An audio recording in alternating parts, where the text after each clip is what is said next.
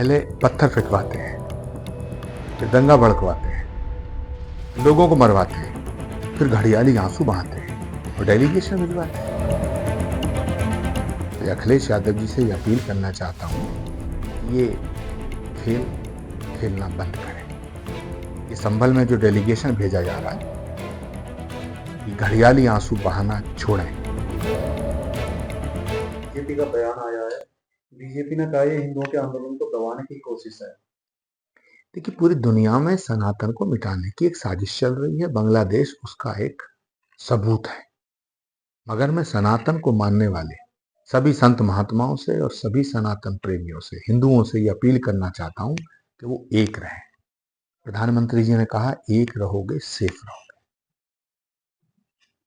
Samajwadi party के राष्ट्रीय अध्यक्ष अखिलेश यादव आज संभल में 12 नेताओं का डेलीगेशन भेज रहे हैं, इससे आपका क्या कहना है? पहले पत्थर फेंकवाते हैं, फिर दंगा भड़कवाते हैं, फिर लोगों को मरवाते हैं, फिर घड़ियाली आंसू बहाते हैं और डेलीगेशन भिजवाते हैं। ये दंगा भड़काया किसने? समाजवादी पार्टी के नेताओं, समाजवादी पार्टी के जितने नेता हैं। मैं आज अखिलेश यादव जी से ये अपील करना चाहता हूं कि ये खेल खेलना बंद करें। ये संभल में जो डेलीगेशन भेजा जा रहा है, ये घड़ियाली आंसू बहाना छोड़ें। लाशों पे, मौतों पे सियासत करना छोड़ें। देश की मूल धारा में आए।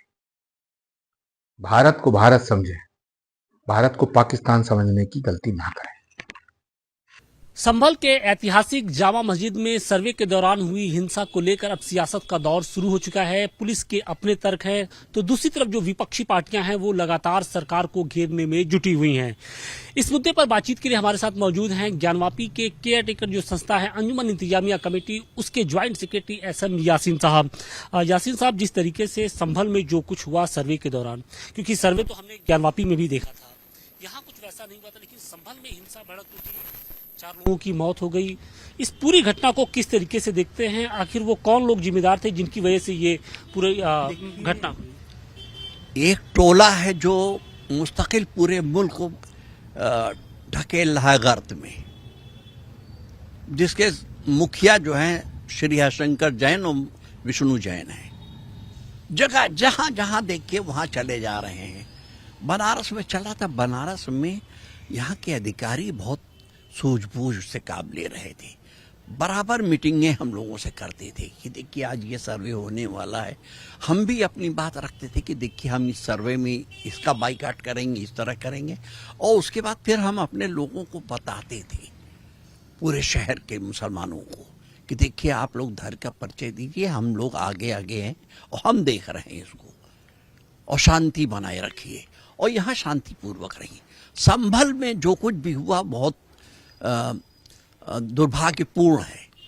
दुर्भाग्यपूर्ण इस माने में भी है कि प्रधानमंत्री नरेंद्र मोदी जी भारत को 5 ट्रिलियन इकॉनमी की ओर ले जाना चाह रहे हैं और कुछ लोग पीछे ढकेल रहे हैं, इस तरह के बखेड़ा खड़े करके जगह जगह कर मस्जिदों पे, इन पे, उन पे हम वॉल करें। भाई सवाल ये है कि चलिए कुछ जगहों पे चल रहा था शांतिपूर्वक। बनारस में 3-4 जगह मुकदमा दायर कर चुके हैं। जौनपुर वो चले गए थे। अभी संभल में जो इसका कभी नाम नहीं सुना था, जहां हमेशा शांतिपूर्ण, और उस दिन भी जब वहां के जज महोदय ने जिस प्रकार से अप्रत्याशित ढंग से सर्वे का आदेश दे दिया बिना दूसरे पक्ष को सुने, और चंद घंटों के अंदर सर्वे, पहले दिन तो सर्वे बहुत शांतिपूर्वक हुआ, लेकिन दूसरे दिन जिस तरह विष्णु जैन जी लेकर के चल रहे थे, भीड़ और उत्तेजक नारे लगा रहे थे, तो वहाँ के मुसलमानों में ये भय हुआ कि ये मस्जिद तोड़ने जा रहे हैं। उसी का परिणाम था कि ये हुआ, और आखिर ये 5-6 मौतें हो गई। इसका जिम्मेदार कौन है? मैं तो सीधे सीधे जिम्मेदार विष्णु जैन साहब को मानता हूँ। ये इसके जिम्मेदार है। उन घरों पे जाके देखें, हालत देखें, वहाँ इतने लोगों पे FIR हो गई, काउंटर FIR हो रहे, FIR हो रही है, और न जाने कितने सालों तक संभल पीछे चला गया। इस पे भी जरा गौर करें। हम अपने राजनीतिक दलों से कह रहे हैं जाके मरहम रखे वहां जो राहुल गांधी ने जाने का ऐलान किया कि हम जाएंगे। राहुल गांधी जी खुद जा रहे हैं, ये बहुत बड़ी बात है, ये बहुत बड़ी बात है कि राहुल गांधी जी खुद जा रहे हैं और हम इसके लिए उनके धन्यवाद भी देते हैं, मुबारकबाद भी देते हैं कि उन्होंने साहस किया संभल जाने के लिए। हो सकता है इससे माहौल सुधरे। लेकिन पुलिस का ये कहना है कि हमारी गोली से किसी की मौत नहीं हुई है। पुलिस का एक तर्क ये भी दिया जा रहा है कि वहां पर जो समाजवादी पार्टी के जो सांसद हैं जियाउर रहमान बर्क और जो लोकल जो एमएलए हैं उनके समर्थकों के बीच में ये क्लैश हुआ और उनके बीच यानी जो तुर्क और जो पठान की वहां पे लोकल लड़ाई है उसमें 5 लोगों की मौत हुई है। देखिए ये सब कहानियां गढ़ी जाती हैं। पुलिस कभी अपने ऊपर जिम्मेदारी नहीं लेती कि हमारी गोली है। गोलियां चलाते हुए पुलिस ऑफिसर दिखाई पड़ रहे हैं ना, ऐसा तो नहीं कि नहीं दिखाई पड़ रहे हैं। गालियां देते हुए दिखाई पड़ रहे हैं कि नहीं दिखाई पड़ रहे हैं। वीडियो है सामने और निष्पक्ष जांच करा ले, सरकार निष्पक्ष जांच करा ले हाई लेवल पे, वहां के अधिकारियों के भरोसे पे न रहे और दूध का दूध हो जाएगा, पानी का पानी हो जाएगा। देखिए सवाल इस बात का है कि जो ज्ञानवापी से सिलसिला शुरू हुआ मस्जिदों में एक तरीके से सर्वे का, वो लगातार जारी है और ये कहां तक थमेगा? क्या उम्मीद कर रहे हैं? क्या आप सरकार से अगर माननीय सर्वोच्च न्यायालय ने तत्काल स्वतः संज्ञान नहीं लिया प्लेसेस ऑफ वर्शिप एक्ट का, प्लेसेस ऑफ वर्शिप एक्ट पे मोहर लगा दे, सब रुक जाएगा। अगर ये रुक जाएगा तो बहुतों की दुकान बंद हो जाएगी। अभी न जाने के, अगर नहीं हुआ तो न जाने कितने संभल बनाएंगे लोग।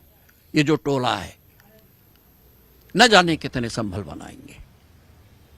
देश के हालात क्या बिगड़ते जा रहे हैं, आपको लग रहा है? बिगाड़ रहे हैं। मैं कह रहा हूं प्रधानमंत्री देश को आगे ले जाना चाह रहे हैं 5 ट्रिलियन इकोनॉमी की तरफ और ये लोग पीछे ढकेल रहे हैं। लेकिन अब तो लकीर खींच दी गई है, तो दोनों तरफ से लकीर खींच दी गई है। बटोगे कटोगे, एक है सेफ है, दूसरी तरफ भी वो चीजें हैं। ये सियासी नारे हैं। अगर देश को आगे ले जाना है तो हमें कहीं न कहीं देश के जो अर्थव्यवस्था है, देश के नौजवानों की जो हालत है, जिस तरह की अनएम्प्लॉयमेंट है, इस पे ध्यान देना होगा। उस पे बहस करो, कटो मरोगे से कोई मतलब नहीं है। कौन काटने जा रहा, कौन मारने जा रहा, कहीं कुछ नहीं हो रहा। ये बात इसलिए उठ रही है क्योंकि आने वाले जो 6 महीने हैं, 1 साल है, बहुत इंपॉर्टेंट है क्योंकि मुस्लिम समाज को लगता है कि उनका हक मारा जा रहा है और सरकार ये कह रही है कि नहीं, हम वक्फ बोर्ड जैसे जो कानून है उसको एक तरीके से खत्म करते हुए नए सिरे से लागू करेंगी। अगर वक्फ बोर्ड में संशोधन की बात आती है तो जाहिर सी बात है कि संभल जैसे जो और मस्जिदें हैं, जो और जो संपत्तियां हैं, उनको लेकर इस तरीके का बखेड़ा होगा। देखिए जब वक्फ बोर्ड के जो नए एक्ट ला रहे हैं इससे बहुत से नुकसानात होंगे।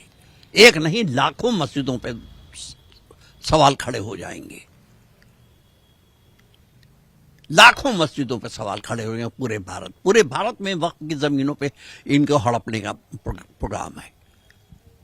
ये अमेंडमेंट इसको इसी तरह रोकना चाहिए। और मुसलमान भयभीत क्यों है? सिर्फ इसलिए कि उसका हक वाकई मान रहा जाने वाला है, हमारे धार्मिक अधिकार छीने जाने वाले।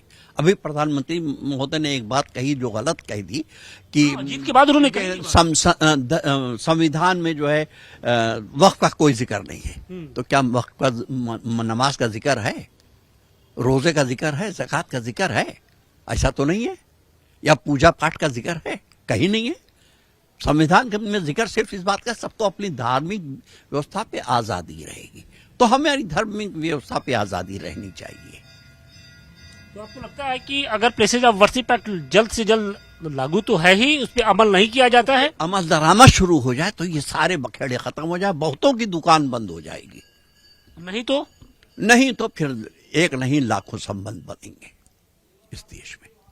शुक्रिया बातचीत के लिए। तो ये थे अंजुमन इंतजामिया कमेटी के ज्वाइंट सेक्रेटरी एसएमसी यासीन साहब, जिनका ये साफ तौर पे कहना है कि देश के जो मौजूदा सूरत हाल है उसमें ये जरूरी हो गया है कि प्लेसेस ऑफ वर्शिप एक्ट को कड़ाई से उसका पालन करा जाए, तभी इस तरीके की जो घटनाएं हैं वो रुकेंगी।